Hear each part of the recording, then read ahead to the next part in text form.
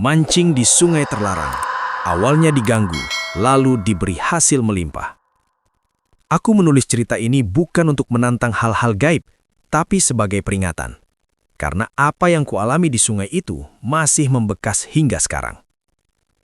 Sungai itu berada di balik kebun karet tua, sekitar 1 jam jalan kaki dari desaku.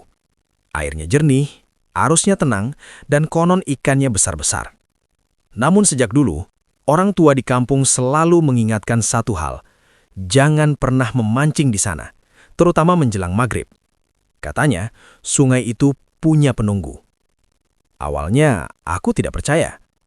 Aku dan 2 temanku, Rian dan Bagas, berangkat sore hari dengan peralatan seadanya. Kami tiba di tepi sungai saat matahari mulai condong ke barat. Suasananya sepi, hanya suara air mengalir dan daun bambu bergesekan tertiup angin. Saat lemparan kail pertama, semuanya terasa biasa saja. Gangguan mulai terjadi ketika azan maghrib samar terdengar dari kejauhan. Kail Rian tersangkut, padahal arus sungai tenang. Tali pancing Bagas putus sendiri tanpa tarikan. Sementara umpanku tiba-tiba hilang, seperti dicabut sesuatu dari bawah air. Aneh, ikannya nakal ya, kata Bagas sambil tertawa, mencoba menutupi rasa tidak nyaman. Tapi aku mulai merinding. Air sungai mendadak beriak meski tak ada angin. Dari seberang terdengar suara langkah di atas dedaunan padahal kami yakin tak ada orang lain di sana. Aku menoleh. Di balik semak, kulihat bayangan hitam tinggi berdiri diam, lalu perlahan menghilang. Aku tidak berani berkata apa-apa. Saat malam benar-benar turun, gangguan semakin terasa. Dari arah hulu terdengar suara seperti orang memanggil namaku, pelan tapi jelas. Jangan. Suara itu terputus oleh cipratan air keras, seolah sesuatu besar baru saja menyelam. Rian mulai panik. Sudah, pulang aja. Ini tempat nggak beres.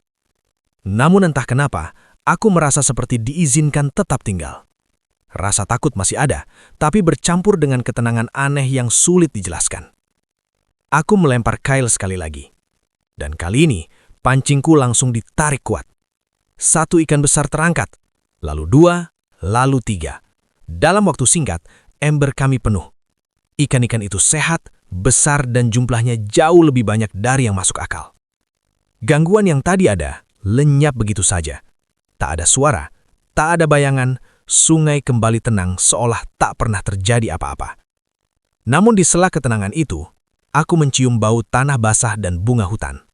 Dari arah sungai terdengar bisikan lirih. Cukup, jangan serakah. Kami saling berpantangan. Tanpa bicara, kami sepakat berhenti. Ember kami angkat dan kami meninggalkan sungai dengan langkah cepat.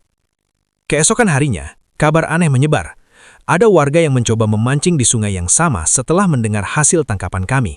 Mereka pulang dengan tangan kosong, bahkan ada yang jatuh sakit berhari-hari.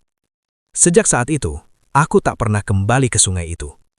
Aku percaya, malam itu kami bukan diberi rezeki semata. Kami diuji, diberi cukup, lalu diingatkan untuk tahu batas. Karena di tempat-tempat terlarang, tidak semua gangguan berarti ancaman, dan tidak semua pemberian adalah berkah.